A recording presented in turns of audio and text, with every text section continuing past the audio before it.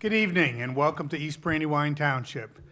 My name is Jay Fisher and I'm the Vice Chairman of the Board of Supervisors, and on behalf of my fellow supervisors, Kyle Scribner and Jason Winters, I want to thank you all for coming out this evening and helping us with this process. So as we don't have a specific process outlined at this point in time, but the idea is that we wanted to get together with some of the local business people in the community and elicit from you ideas or suggestions that you have, or comments or criticisms about your experience operating a business in East Brandywine Township, so that we could then formulate a plan to address those concerns and hopefully make it a little easier for businesses in the township. So I will tell you right off the bat, we are recording this as we do all of our meetings. So in order to make the recording viable for people who aren't here and for the township to go back and look at and make sure we've captured all the great ideas that you have, we're going to ask you to come up to the podium here to speak. And we also would ask you to identify yourself, and in this case, tell us what your business interest is in East Brandywine Township, if you have any. So, Mr. Winters, did you have anything to add to that? No, not the time. Okay. So, is there anybody who wants to go first, break the ice here? And sure. It's always the hardest part. I'll get it going. Thank you. Huh? Thank you. Yep. George Sherback, the Harvey Insurance Agency. I'm an insurance broker. I had heard years ago, and I wonder if it still existed, that there was what would be called an ordinance or something that exists that limits the type of businesses that are allowed to come into the township. I always heard that it had a list like, what do they call it, a smith that does horseshoes on a horse, you know, grocery stores, drug stores, but that there was a limit. Is there such an ordinance that prevents any kind of businesses from coming into our township? I think it's sort of the opposite. We have ordinances that allow specific types of businesses within specific zoning districts. Okay. So from a commercial standpoint, the primary business district is what's called the MU, I think it is, a multi-use. Mixed use district. And that's pretty wide open in terms of the types of businesses. Okay. You may recall a few years ago, we had a tattoo parlor down at the bottom of the hill, and we had people come in and say, why are we letting a tattoo parlor come in? Well, because our ordinance doesn't prohibit tattoo parlors. And at this point, it can never be in? I mean, a tattoo parlor is not allowed in the township? I don't think we've changed that part of the ordinance, so I would say, yes, it could. Oh, it could, okay. Yeah. Okay. Municipalities have to provide for all uses, George. Right, they do, okay, Right. okay. Well, they're supposed to by the municipality's planning code. That doesn't mean that they all do. Okay. Or when something, I'll use the Carnarvon Township, Lancaster, is it Carnarvon Township, Lancaster or Berks? Might be Berks County, with the Hollywood Casino. Okay, That was, brought out large crowds to the municipal officials meeting, or the Board of Supervisors meeting, but in the end, they had to allow it because it was a use that was permitted by their zoning ordinance. The zoning ordinance may not say that it's allows casinos, right. but there are certain types of uses that would fall in that category. So where would be the primary areas left for business in our township? Well, we have two MU districts. One is where the existing shopping center is, Okay. and the other one is across from the McCausland Plank Farm on the property that's sort of in the triangle between Horseshoe Pike and Corner Catch Road. Okay. Then we also have some commercial permitted in the village of Guthriesville as part of the village of Guthriesville master plan, Okay. which is an overlay district on what we call the village commercial. And that village commercial district has a totally separate set of regulations on what's permitted within the VC. And the VC applies also to Lindell, I think. But the VC actually is only Lindell. The village is Traditional Neighborhood Development 1, The TND. TND. Okay. Yeah. Thank you.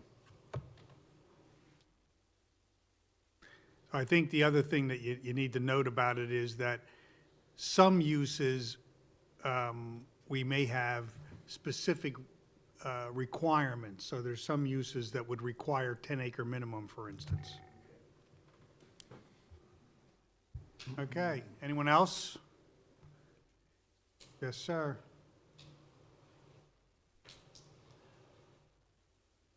Good evening, I'm Dennis Waitley, 1199 Horseshoe Pike. My present business is Guthriesville Tire and Service, which originated here in Guthriesville 38 years ago. So besides, I guess, John Cropper being here tonight, I would have to say I'm the second oldest business owner in this town.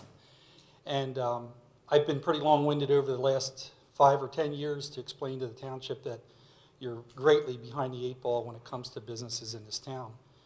And what I've noticed is, very, very tough restrictions with ordinances, zoning, and it's endless. Anytime a business person tries to come into this township to do anything, Scott and I had sat down 5 so years ago, and he pulled out an ordinance book that was probably 4 reams of paper thick. Now, if you have that many rules in your township, there's a problem, because there's not that much stuff in this township that requires that many ordinances, okay? So say, for instance, I wanted to build on the corner and I wanted to buy the remaining 2 homes that were behind me so I could stay in the town as Guthriesville Tire and Service. But see, when I bought that property when I was only 21 years old, I bought it as a village commercial property, okay? So I paid commercial property prices, and it was zoned commercial. 15 years or so into this, when Claudio was still in town, he tried to do an addition, and he said to me, hey, Dennis, I can't do anything here. They rezoned it. It's called something else now. And I don't know what that was. It didn't matter. But the thing is, when the township comes in and changes ordinances on existing businesses and zoning to restrict what you can do, it's like a boa constrictor around your mouth, and it just continually gets tighter and tighter and tighter. So when you try to make a move and try to put an addition or do something or upgrade your business, the first thing the township does is comes in with their ordinances and makes it literally 100% impossible to do. And if you have millions of dollars to fight this battle, okay, you may eventually get there. But the problem is, once you've won and you've gotten into township, there's so little diversity in the businesses in this township, they fail. Because the people that live around here say, well, I want to go to a Goodwill, and I want to run to the car wash, and I want to go to the dollar store. So what's in Guthriesville to keep them here? So they leave here, and they go somewhere else and do their business, and then they come back. So if I want to have a beer and a sandwich when I leave here today, I've got to drive to Thorndale or Exton or Honeybrook or Morgantown. Because for years I've been saying this township does not have the vision with the people that are running it to make that change. And if you don't have the ability, then you just hand the baton off to somebody else and let somebody else run with it. I mean, if you've ever been out of this country, if you've been to Italy, or if you've been to Canada, or if you've been to Venezuela, or if you've been anywhere, people eat outside, they dine. They jump off rocks and swim. They have bands outside. You go to the shore and you drink all night and you have bands and you take an Uber home. In this township, you turn the music up and you got 7 police officers wanting to do a frisk on you, and it's like, hey, I'm just trying to have a little fun in my backyard. Not giving it anything bad on your part. I'm just saying, because you've got an ordinance that kills absolutely everything. And for years, you've not wanted to hear it. So now you're saying, what are we doing wrong? Everything. Everything is what's been wrong. Bob McHugh tried to put a little soccer clinic in at his place. Bob, the money was endless, wasn't it? What, soccer field? you had to be laid out by Donald Trump if you were going to rebuild your building down there and make it a soccer clinic, right? Unless you were a billionaire, it wasn't going to happen. But yet the township turns around, and I went up there tonight. I counted 32 soccer nets. That would be the equivalent of 16 soccer fields. And when I went by there, it said East Brandywine Community Park. I don't know how many kids play soccer in this township, but there must be 5,000 kids that play soccer, because there's no way you can have 32 soccer fields for your community. So what happened was the township wouldn't allow him to do that, but yet they turn around and put 16 sets of soccer fields in, and kids come from all over the tri-state area. Now, Bob tried to do something for the community by opening something that would be local, okay? But yet now we have people coming in from Harrisburg and Jersey and Maryland, and it's great. Okay, well, yeah, we bring all these people in, but why isn't that a public place like United Sports then, if it's going to be that big, see? So what happens is you get a little guy like me that wants to build a building on the corner, and I get shunned like the bad Amish kid, okay? And all I'm trying to do is clean up the town and redo something good for the community. I went in for a car wash.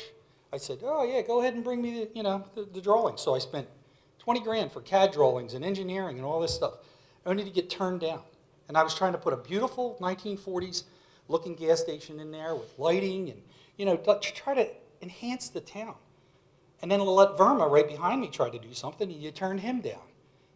And the school district had to come in, and you turned them down. And Wawa came in, and you turned them down. And everybody gets turned down. So Gary's Collision tried to rebuild, and you turned him down. Okay? So at some point, if you just keep saying no to everything, then nothing ever happens. There's about 3 things in this township you shouldn't have. Okay, casinos, strip clubs, and, adult peep shows. Other than that, if a guy wants to come in and open a tattoo shop, let him come in and open it. I tried to make my place down there a coffee shop. The first thing Jay said is, we don't want a coffee shop here. And then you guys griped over one parking stall. I was 1 parking stall short. And you would think that giving me the opportunity to clean the town up, you would have said, okay, we'll give you the relief to allow you to put the building there. No, instead Tony had to buy the building next to me. I'm just giving you some sight here, guys, so you know what we're talking about. And he spends a ton of money to buy a house to get 5 parking stalls. And when it's all done and my building's done, and Tony has almost $300,000 worth of inventory in the building, I get a note that says, you can't utilize that parking because he owns that parking lot and then you own this parking lot. I got a 20-year lease on this property with first right to sell to him. But the township didn't want to care about that. All they wanted to do is say, nope, come to some court hearings. So I had a building that sat there for 1 year, full of inventory. Scott, look at me for a minute, please. I would like your attention, okay? I got a building that's sitting there for 1 year that he pays me 6 months of rent and doesn't utilize it. And he says, Dennis, I'm going to leave. I'm going to have to take this money, and I'm going to have to lose it, and I'm going to have to back out. And I did everything I could to get him in there. Don't make it sound like the township I'm getting you to look at me. I just don't want you looking down. I'm just taking talking. notes. Okay? All right? So here's the problem. So I say to him, look, don't pay me rent anymore. We'll get through this. We'll persevere through it. So for 6 more months, while I'm paying, the bank for the loan to build this building, it's sitting there empty, and for another 6 months, we continue to fight in court to try to get a business that's already done and ready to go, because he owns the building, the parking lot beside it, and we have the ample parking. We only needed 1 more parking stall, but we fight with the township for a year with lawyers to try to get something to happen. So guess what? You think it leaves a bad taste in your mouth? Absolutely. So if the township continues to do that to every single businessman, the Michelangelo trying to put beer in, the beer distributor down here trying to have a beer tasting thing where he had to have a special permit for a large crowd. He showed me all that information. And you shut him down because you took him and said, oh, you got to have, police presence, and you need traffic, and you need dumpsters, and it was $3,000 for a 1-day event for a couple hours. I mean, come on, guys, you're killing the cow. So I'm speaking for everybody here, and I'm sure, because everybody's had enough of it. And unless you change what you're doing, then it'll never happen. But we need either people in here with the vision and the ability to move forward. And like I said, if you got to go to Phoenixville and sit down with a bunch of people and say, what are we doing wrong? Or you go down to Kennett Square, where they've taken the town and they've turned it upside down. You utilize somebody else's knowledge and ability. You don't have to go out and spend whatever for a study. Just ask people like us. When I want to do something, you don't say, no, you're not going to let you do that. I come to you with a problem, and you guys would be like my boss. I'd say, hey, we've got a problem. What can you do to help? So just telling us no, because the ordinance book says you can't, and the ordinance book says you can't, and the ordinance book says you can't, you need to burn that thing and pee on its ashes, because all it's done is contributed to death of the township. And until that changes, nothing is ever going to change. This whole meeting is worthless. So we leave here tonight, if you're ready to make changes, I'm in first. I'll tell you what I'll do. I'll go to Cropper's tomorrow, old building, the hardware store, and I'll buy it. And I'll make that a beer joint with food and fun, and make something of the town, okay? But I'm not going to fight for 8 years and spend $1 million to feed all the funds that need to happen in this township to make it happen. I'll turn that thing right into a brewery in a heartbeat. But you people have to step up to the plate and say, great idea, Dennis. Even though I don't drink beer and I don't play cards and I don't watch football, you want to do it, we're opening the door. And I'll get a couple guys and we'll have that place open in a year. But if we're going to fight for 12 years to try to get something in, everybody loses. There's no win there. So, like I've said at the past meetings, if somebody's ready to step up to the plate, I'm all in. But I'm not going to sit here and play this game where the township's just worried about how much money can we suck out of these people. Every developer in the area doesn't want to come to this township ever to do anything. They hate this place, okay? People leave the township to go eat because there's nowhere to eat. When I leave here today, like I said, I'm going somewhere else to eat. So, another problem that I have is that the township doesn't support the local business at all. I've been in business 38 years. 400 yards down the road is my garage for 18 years. I haven't, at 38 years, got 1 penny of business from East Brandywine Township. 1 penny. Imagine that. Where do the police cars go to get worked on? Not Dennis's garage. Where do they go to get painted when they get wrecked? They don't go to Gary's Collision. Where's the food that came from that table back there? Where did that come from today? Did that come from Cropper's? Because it says Wegmans on the water.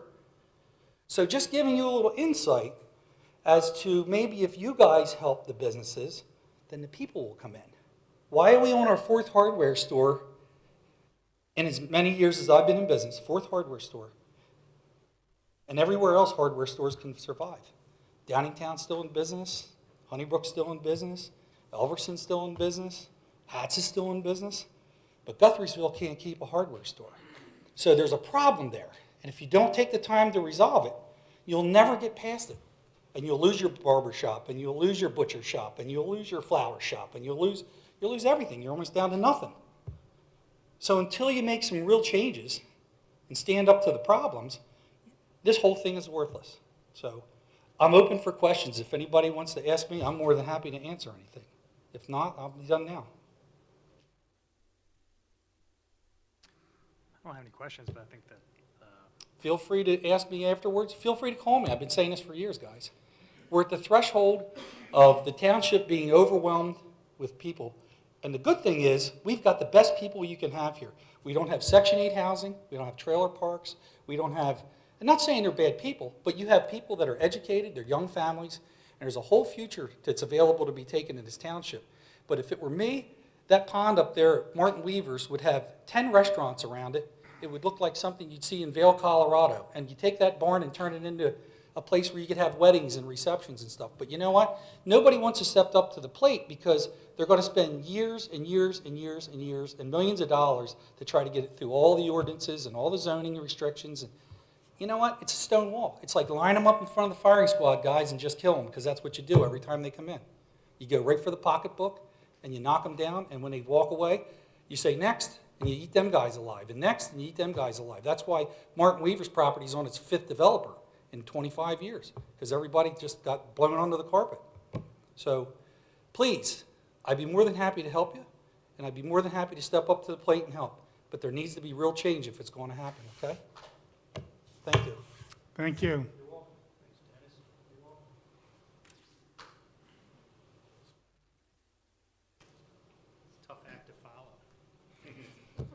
I'm Terry ONeill. I'm the owner of a small business called If It's Wooder. It's next to the firehouse. And I have found it, in most cases, pleasant to work with the township and get some stuff done. In other cases, I have to agree with Dennis. Something as simple as stormwater management, we've been over this 100 times. I still have a $1,000 reward on the table for anybody up there or the engineer that did the design at my shop for the stormwater management. I will give you $1,000. You can donate it to charity or whatever you want. But the bet is simple. By me doing the stormwater management, $30,000 in fees, digging, all the other nonsense, you made the problem worse, not better. Come prove to me that you helped out my neighbors by doing stormwater management, and I will give you a check for $1,000. Don't look at me like that. It's on the table. It's that ridiculous. And yes, things do get approved, but just these kind of hoops. Well, we have to do it because the state mandates it. We have to do it because the county mandates it. You know what? They're not always right. And to make a small businessman spend $30,000 to literally flood my neighbors doesn't make any sense at all. I almost wanted to buy that place on Bondsville Road there. It finally sold, and I wanted to buy it so I could come sue myself for flooding. It's ridiculous. We capture all the rainwater, put it in a pit, and we have a pipe that runs out of there under my ground and goes over to the neighbor's property. That's stormwater management? I spent $30,000 and calculations this long to do that? This is absurd. And then I bought the property over at Whitaker's. I finally bailed out of it. As Dennis was saying, how many more hurdles can you put up? I worked with the Conservancy. I worked with Natural Lands Trust. I worked with the Township. I had a professional engineer. We were at $200,000 to put a driveway in. And that's not paved. It was $300,000 paving. We're finally done. I'm going down to sign the contract, and I'm told by East Brandywine Township, okay, you hired somebody from East Brandywine. I hired the construction company you guys suggested. It was professionally designed by a firm you guys use all the time. But no, East Brandywine needs to supervise the work. Hey, not a problem. Come supervise. Make sure you're insured if you're going to come on the property. No, Terry, you have to pay us to come out there and supervise and make sure that a licensed professional engineer is doing his job right. He's been reviewed 8 times. So you see, it's the same story that you just heard a minute ago. So what's the end story of that? Done. It was the straw that broke the camel's back. I said, you know what? I'm not building my dream home up there. So you were going to conserve 25 acres, 1 house, farmette, be done. Isn't that what you kind of guys like to do? That ain't what's happening because of all these little regulations with stormwater and swales here and just everything else. It reverts back to R1, so I hope the township is happy that they're going to have 20, 25 houses up there on a hill instead of this. And this is what Dennis is talking about. This is what business people are talking about. I easily spent $70,000 or so going through the different designs, paying fees and all, simply to walk away because I wasn't about to spend another $2,000, $3,000 so the township could tell me that people are doing it wrong. It just doesn't make sense, guys, ladies. So I love the township. My business is here. My home's here. I just bought another farm here, and I'm just waiting to hear what I'm going to have to do to make this a better place. Because you know I've taken properties and I've made them look much better. I bought the Tischler's property, which everybody knows is kind of sloppy. It will be better when I'm done with it, but it's going to be amazing what I'm going to have to do. Please let me do this. Please let me convert this. Please let me change the structure of the house. Everybody's got their fingers in it already, from the historical commission to the trails to everybody, and I'll work with all of them. But like Dennis said, I'm not going to spend a fortune hiring attorneys. Sorry, Jay. So that's all I have to say. It's a great township. I love living here. I enjoy working here. I would have to go back and say, we really do need to question the stormwater management. And I was told by Mike back here that they've changed some of the rules and regulations. Mm-hmm. And if we're going to do high-density construction down there, that's it's impossible to do. There's no place to hold it. There's no place to put it. We have to come up with some better way of doing it. So, thanks. Thank you.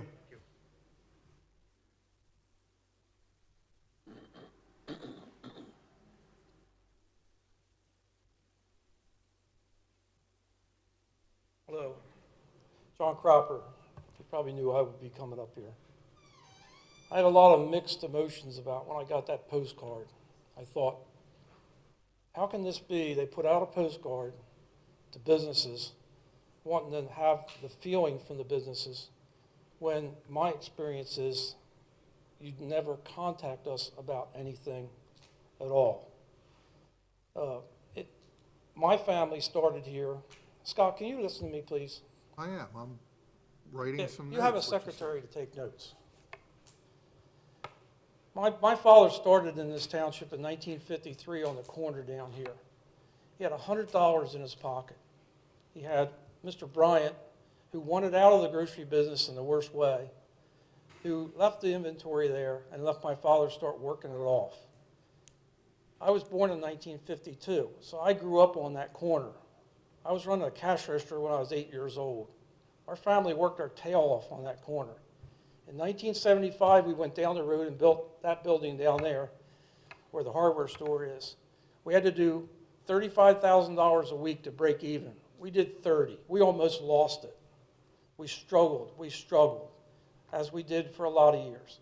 When they tore 322 up here to rebuild it and left for the whole winter when my dad was still on the corner, he almost went out of business. We struggled. In 1981, we needed to build that building bigger.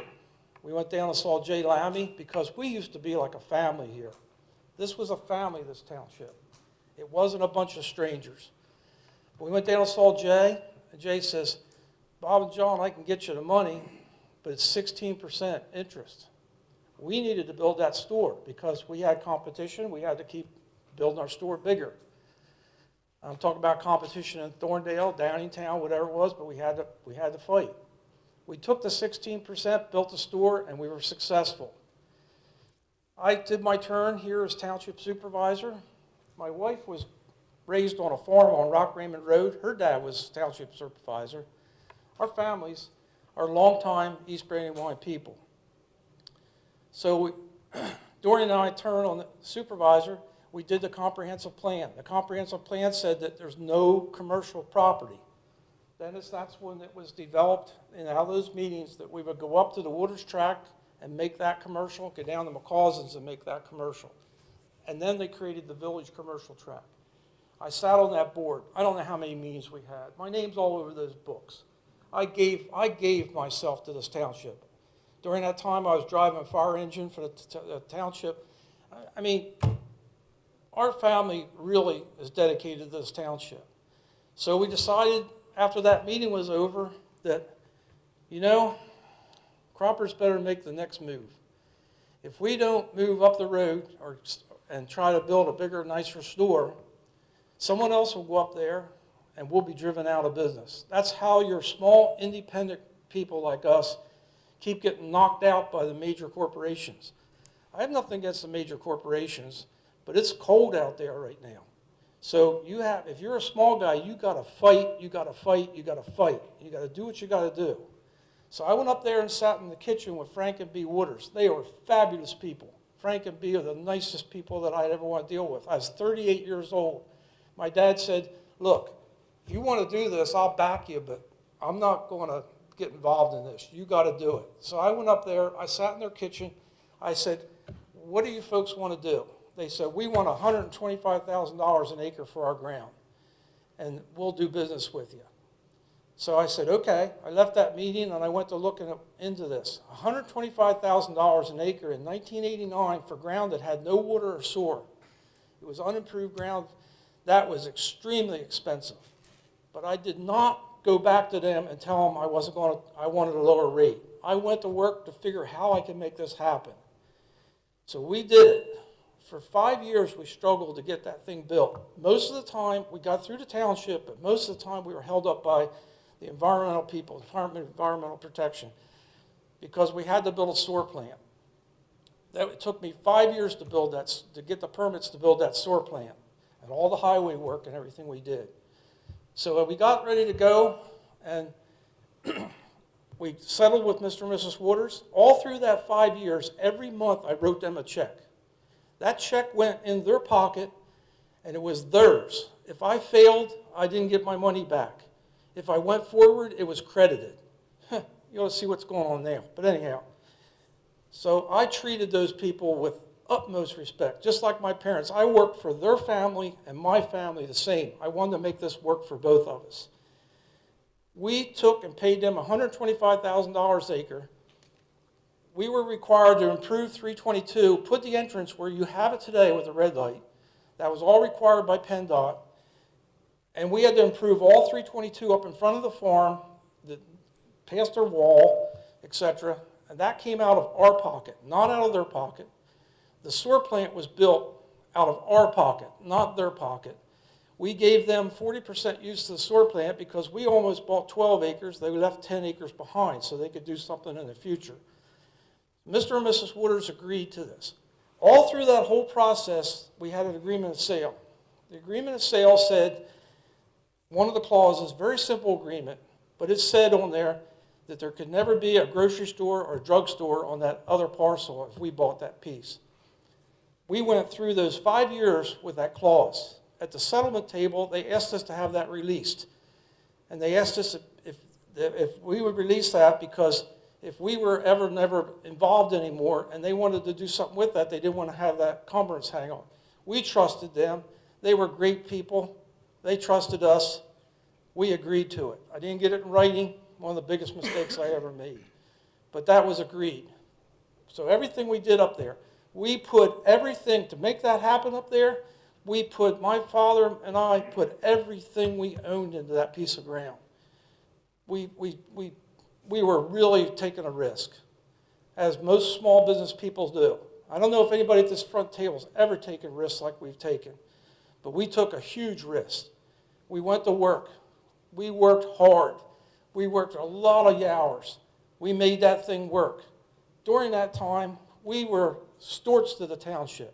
I don't know how many soccer teams, how many baseball teams, how many charitable organizations we supported, but we didn't say no to anybody. But we constantly were a good steward in this township, as we had been down the road and the whole time that I've ever been involved with our family business. So what happens? We get down the road. In 2002, I had the opportunity to retire. I was going to be 50 years old. I thought, this is pretty cool. I'll be a landlord. So I struck a deal with AWI, who was the supplier with us, and they are actually the ones, they wanted to continue operating as croppers.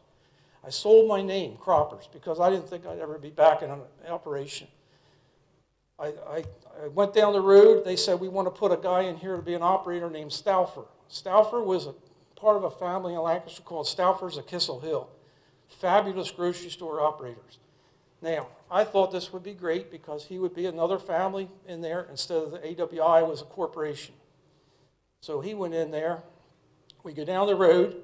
In 2015, AWI went bankrupt. When AWI went bankrupt because they had bought another wholesaler in New York, then they got clobbered up there. They were actually my leaseholder.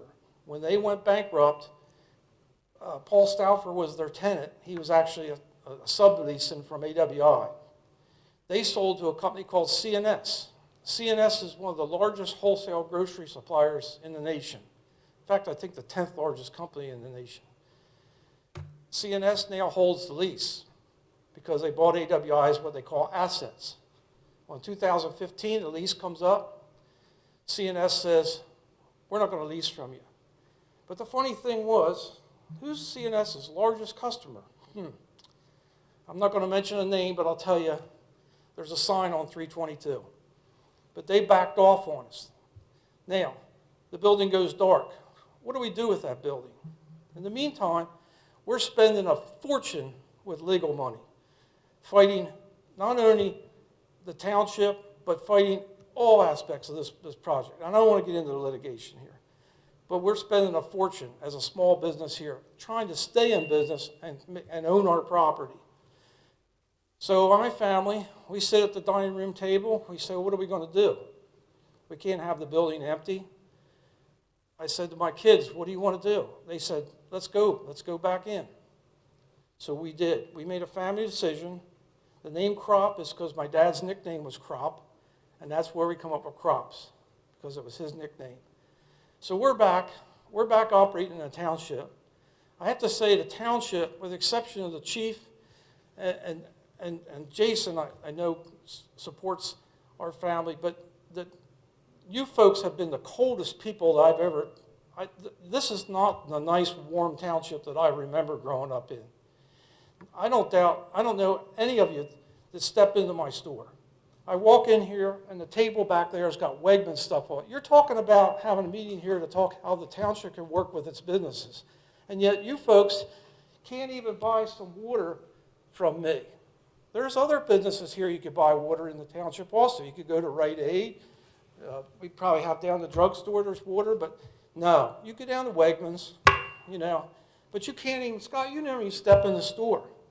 And I know it's because I don't know how you people sleep at night. You know in your heart that you did not treat our family right. I disagree with that, John.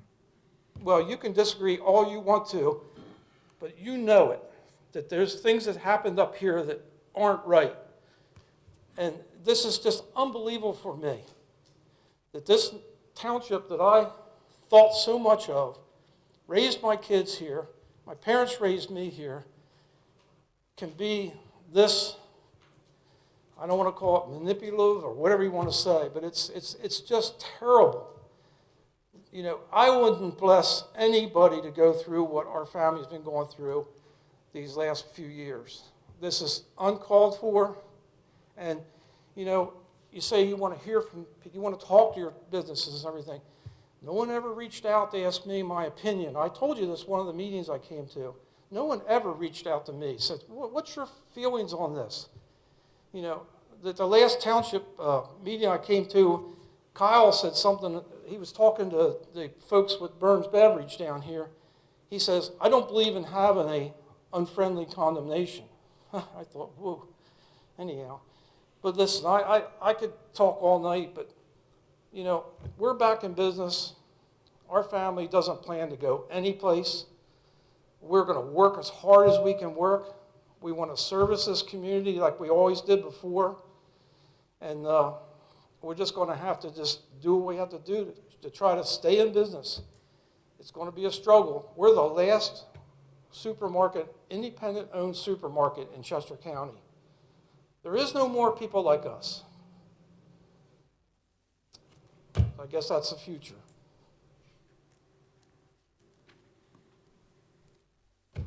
Yep, another stone wall.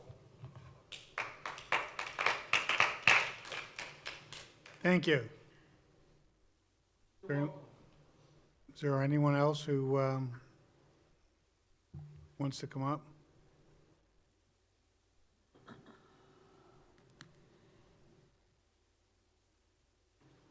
So my name's ELISA Jerome. I am co-owner of Michelangelo's right over here across the street. I don't have too much to say, but I do have a couple little things that, you know, do bother me. My father moved out here, I believe it was in 2001, when John Cropper gave us a call. We started out in Thorndale. Gave us a call and gave us the opportunity to move out here and open up. And we've always done very well. You know, we never really had that many issues with the township until, you know, now. And since a few years ago, as you know, we tried to acquire a beer license and go through that process. Unfortunately for us, we hired the wrong law firm to help us. They put the wrong question on the ballot. It's actually the law firm Kaplan Stewart. So we went through, spent thousands and thousands of dollars to get the question on the ballot, so that, because apparently our township is dry. It's a dry township. And therefore, we did not go back and try and redo everything because it just was so time consuming and costed thousands and thousands of dollars. We got to the point where it was just the wrong question, and to do it again, we'd have to start all over.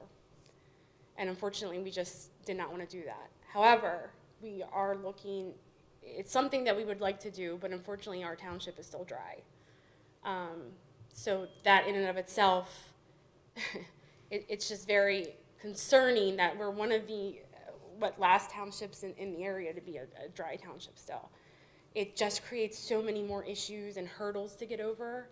And so that's one thing that I guess should be up for discussion maybe at some point.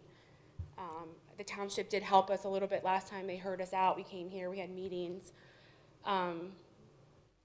But there was, a few hurdles to get through. The other thing, and this is a very simple request, and I'm not sure why I have to pass this hurdle to get it done, but all we wanted to do was put signs on 322 about, maybe a special that we wanted to do. Maybe, now we're catering, delivering, we're doing all sorts of things, and I have to go through all these hurdles just to put a sign on the road, which I think is just absolutely ridiculous. And, and I understand, some people here want more businesses to go in, and of course I'm not against that, but at the same time, if a restaurant were to go in where the new supermarket wants to go in, how does that affect the businesses that are already here? Now we have Pizza Mia down the road, we have, Milan Cafe, which is fine, we'll jump through those hurdles, we'll work harder. But what does that do to these small businesses that have been here? We've been in business since 1987. We've been in the shopping center since, I think it was 2001. 1995 we've been in, what can you do for the business owners that are already here? Forget about everybody else that's coming in. What can you do to help the ones that are already here? I have the pleasure of working with Kristen Camp. She's my partner at my office. And she too, said something, we're trying to work better with businesses, and, because, she's a new hand, here in East Brandywine Township. But everyone says it, but nothing's actually getting done. I don't know what to do to make it more, how can you help the current businesses that are here? I don't want to compete with somebody down the street and then maybe another person down the street. Like, how can we limit the businesses that are coming into here? How about we have some different businesses and not another grocery store right next to a current grocery store? Your people will leave. You're asking people to literally shut the door and leave. And it breaks my heart. We've been here for so long. So I guess the question is, how can we limit the same businesses coming in and potentially hurting the other businesses that are already here? How can we make it easier for the current businesses to grow, to make more sales, how can we help the local businesses that are already here? And I guess the simplest thing that we could want is just to put a sign on the road. And we got rejected for that. And it was really just a simple request. So I don't understand why something so simple is so hard to do.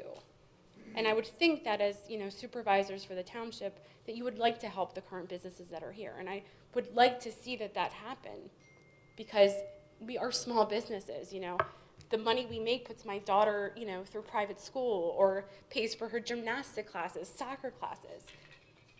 So we don't want a ton of businesses coming in that have similar products, similar grocery stores, similar restaurants that stuff that we already do and already sell.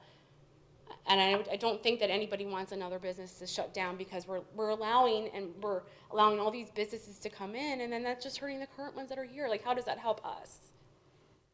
And so that's my question. Ellie, as I said to Mr. Sherbach, the municipality's planning code requires us to provide for all uses. If we provide for a use in a certain area and somebody wants to come in with another pizza shop or another pharmacy, there's no way we can say no if they meet the requirements. So legally, we can't restrict the number of a certain type of businesses. Right, but isn't there within such a radius of ours? No, the state law does not allow us to do it. So this is a question that I battle with all the time, because because we're a dry township, which I don't understand why we still are, but set that aside. You went through that process, so it's not the township, it's not us sitting up here that decided to be a dry township. Right. And it's not us that did anything to prevent you from changing that. And in fact, we supported it. No, and I appreciate that. It's just the hurdles of going through everything again. But that's the state, because Right. the state controls liquor. We don't. So as a township, you can't change the ordinance for yourself. We No. have to go to the state to change.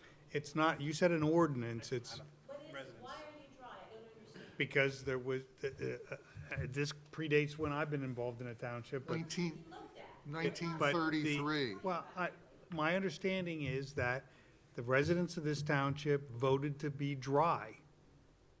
And And- how did that get on the ballot? By you people, right? No. How does Applecross serve those beers poolside? Well, good question. Better lawyers, right? No, it was actually the same lawyer. It was actually the They- same lawyer. That's why we They came to hired the him. township, and they did their own petition.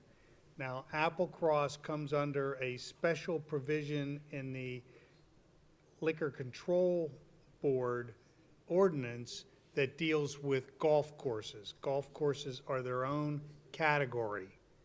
So it was easier, I'll admit, it was easier for Applecross, but they put it on the ballot, and the township residents approved it.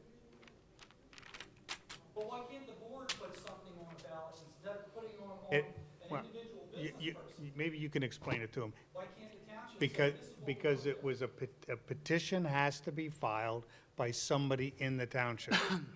Then it needs to be signed by X amount of people within the township. Percentage of voters in the last election have to sign the petition and get it on the ballot in the future ballot. And I think it's only It has to start 2 by years. person getting all these signatures, the correct percentage, and the correct question has to be placed on the ballot. I believe it's every 2 years. Yeah. It's what they call the municipal election, so it's actually in a primary election that you have that vote. And I remember Applecross, I think they spent probably the better part of a year and a half going through that process, planning it and so forth, and they file a petition with the state then puts it on the ballot. So there's So- nothing we can do at this level. No, it's Well, regulated by the it- state. It's, when you say at this level, we don't have the authority to just say, oh, we're not going to be a dry township anymore, because that would void what the township residents did whenever they did it. I don't know when it was done. Okay. We So- could start now for 2020, 21. But this, as long as I've been on this board, we've done nothing but encourage people who have tried to change that. Well, the issue with the signs. Kristen had said something about putting it on top of the building. You couldn't even let us put a sign on one side of our building that where the high elevation is, because unless we paid you $30,000, and that was about 20 years ago. Everything is money. Well, there's- It's not just hundreds, it's tens of thousands of dollars. I don't get it. How can I promote business and I want to put a sign out? How do I do that? How can I get Well, approval? we have a sign ordinance that limits signage, and there's no sign permit that's $30,000 in this township. So I don't know where you're coming up with that, but Well, I'll add to that. Let me just add to that. Okay? Please don't shrug your shoulders there. well, when you say things that don't make any sense to me, I want to try to understand them, because a lot of things have been said here tonight that just, It's not true. We're telling you this, you just have closed ears. I'm listening. You look at the hardware store. This is what Bryan told me. He says, we can't even put a sign that says our business name up where the old mark was on the building, because the ordinances that you guys constrict, like always, take it and constrict it to the point where it kills the business. That's why you don't have any businesses here. You have to wake up to that. He says, we can't even use the little silo at the end of the driveway because it doesn't meet the new township ordinances. So they had to go down the middle of the parking lot and put an individual sign up that said Village Hardware, because they couldn't use the old sign. You see the mark on the building, it's still there, okay? You couldn't use it because, once again, you guys constrict. The reason you have the same businesses in here is because the ordinances have constricted what is allowed to come into this township. So you only can have a bookstore, a farrier shop, a movie theater, and a couple things that would never make anything happen in this town. So that's why you have several of the same exact businesses, because that's all that can penetrate through the Berlin Wall of ordinances that this township has. This poor lady has a business with no parking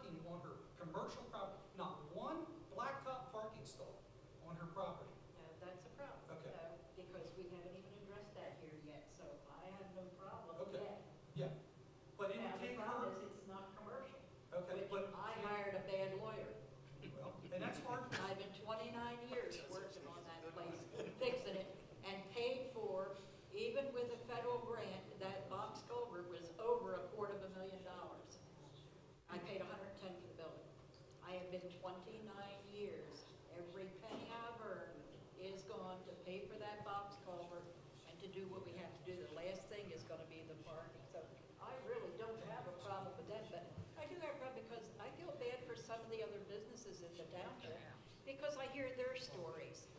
And I hear there's one parking space, and then because the property next door that would have the parking space was in somebody else's name, the guy he went to? Yes. Yeah, I mean, why couldn't there have been a variance to help them out for one parking space after they spent tens of thousands of dollars, and I have no idea how much he's paid, and how many years to fix up that building that looked so bad when he started and looks so nice now. So I feel bad for other people in this township, you know. I wasn't born and raised in this township, but I do hear their stories. I don't have a problem yet. So far, what I've had to do, this township has worked okay. I just need to come up with more money to get to the last step.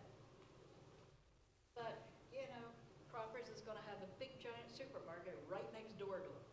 And then wound up losing, I think, part of their property for eminent domain to help the big giant go in. And, you know, if the, and I watched Scott try to go through the book as you and I were working. I felt bad for you. You're trying to read, okay, you gotta do this and that.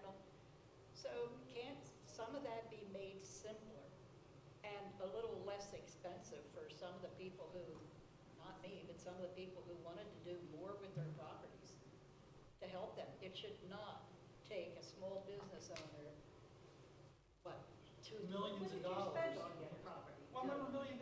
Over $1 million Over $1 million. to make a foundation of an ugly looking building, you know, and all those years, and paying, mind you, he paid real estate taxes all those years on that property. Like said, empty. But never did the township have an effort to work with me. It was always stonewall, stonewall, stonewall, stonewall. And I've been saying it for years, guys, and it'll never end if it doesn't change. You have to start over. Ma'am, will you just identify yourself, because as I said, we were recording. I'm Norma Mottershead, and I have an income tax office at Old Horseshoe and Horseshoe Pike. And I've had that building since 1990, Labor Day weekend of 1990. And it wasn't 3 months when the state came in and put me on written notice about a pipe, corrugated metal pipe underneath the parking lot with a live stream going through it that appeared to be illegally installed. And they said, because I just now owned a building, I'm in. $250,000 plus. My lawyer never came out to look at the building. He didn't show up at settlement. Ed Lang, it was his building. He held the paperwork. I had no idea that it wasn't correct. He had his Century 21 real estate office in there. But that's why I went to a lawyer. I had two other properties that I did on my own. They were both residential.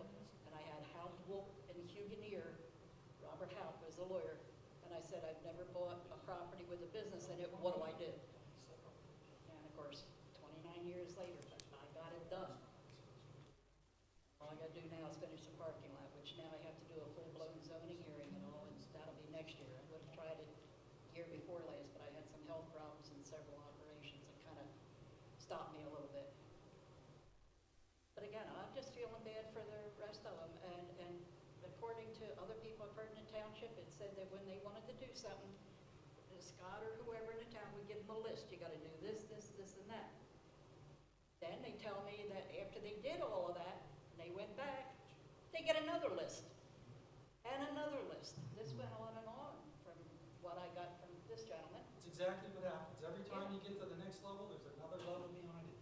And then it's the historical commission that wants to bankrupt you. And then it goes on to the next organization, and then it's the next organization. And it's a big vicious circle that ends, it's endless. It never ends. You just go around and around and around the circle, and you just keep getting handed off from one person to the next. She says she needs a sign. You say, good. What kind of sign do you need? Well, no, you pick out the book and you say, you can't do it. Can't is for losers. That's for people that don't have the ability to think past the book. You have to say, what is it that's going to take to get these businesses to stay here? Because you keep losing businesses. And if you keep down the same road, you'll get the same result. Nothing will ever change, okay? Until you say, okay, we got to put it down. When the poor girl up there that had the barber shop, if she could have put a sign out in her yard, she maybe would still be in business. But the township fought her tooth and nail to the end, and she could only put a sign like against her building. You know what, guys? It's these houses up here, and in Guthrie'sville, if you want this town to grow, you need to knock this garbage down, 1940s houses, and you need to put legitimate businesses in, because if you think you're gonna run a legitimate business out of a house that was built for humans to live in 1940, the only thing you're gonna get in those buildings, like up here, is check cashing, card readers, not just accountants, but insurance guys. You're never gonna have a Dollar General. You're never gonna have something if you're holding on to grandpa's memories, okay? If you wanted to say, okay, we got a historical part of town. Okay, I don't know what's historical about it, but let's make it historical. So I knocked an old building down that was built like in the 40s with cinder block, and it's fallen down. And I put this beautiful building up that was historically, it was beautiful, okay? It's beautiful. And I had to spend extra money to do that. So in order to get a legitimate business to come into your town, you're going to have to knock some of these old buildings down that sit 8 feet off the road, okay? And be able to put them back, put the ordinance book down, okay? You can't have 90-foot setbacks when you've got a 90-foot by 90-foot property, okay? All these ordinances apply to these great big guys that have 10 acres of property, but when you're working with a property that's 1 acre big, you can't have 50-foot setbacks and this and that. And you say, well, you gotta have a loading dock, and you gotta have this and that. And you can't even put an outhouse in the middle of the parking lot if you knock the building down, okay? So if you wanna keep your historical properties looking historical, you say, okay, you can knock this old building down, but you have to put a historically looking building back in of that era. So if you knock a building down that was from the 40s or the 30s or the 1800s, you gotta put a building back there. But trying to take an old house and turn it into something like a dentist office or something, it was never designed for. It's like taking chicken coop and trying to make like, the Taj Mahal out of it. You can't, it's physically and financially impossible. So, and as soon as you step up to the plate, it doesn't meet this zoning ordinance, and it doesn't, and you're hundreds of thousands of dollars. People just walk away. So if you continue down that road, you're going to end up with the same result forever. So. All right, thank you. Is there anybody else? Yes? Isn't there some way too, when somebody starts a project and you say, okay, here's a list of things that you have to do, why can't they get an entire list so they could at least even price it out? Because I'll tell you right now, if some of these guys knew in the beginning everything that had to be done and what it was going to cost them, they may have done something different. They do. Once you start putting money into something and you're $100,000 into something and you're a small business owner, then you either lose it all and walk away, or you got to try to keep going, which means then you're borrowing, using credit card, doing whatever you got to do to get to the finish line. And then your return on investment is lost. Your kids' aren't even going to make the money in the end. You're so far underwater. All right, does anyone else have any, yeah? And speaking about the signs, because I'm having that now, Dunron is doing mine, and he told me that has to be an engineer stamp that costs $400 for each sign. That's an outside contractor, and the township permit's only $50 per sign. That they just said to me, why are you giving money away? But I thought the 400 would be for the township and the $50 for somebody else. I don't know. It's a requirement of, I just paid for it. I said, you do what you gotta do, here's the money. that's a code requirement, Norma. It's a what? It's a code requirement. It's not our, That you it's have not to our have application. somebody outside do it? Mm-hmm. That it can't be money? Well, if in the it's township structural, fund? somebody has to put a seal on it to make sure that it's sound. And that can't be done in the township? No. The township can't do it? We don't have an engineer on staff that can seal plans. You will have one in the township at least.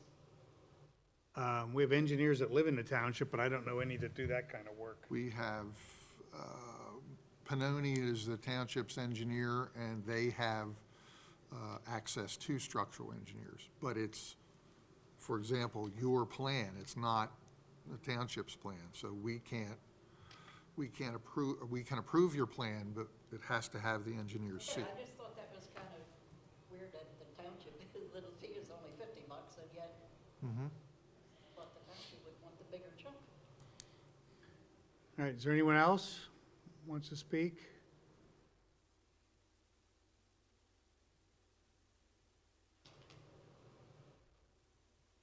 It appears that there aren't any other people that want to add anything to it. So thank you all for coming out. Thank you all for your ideas.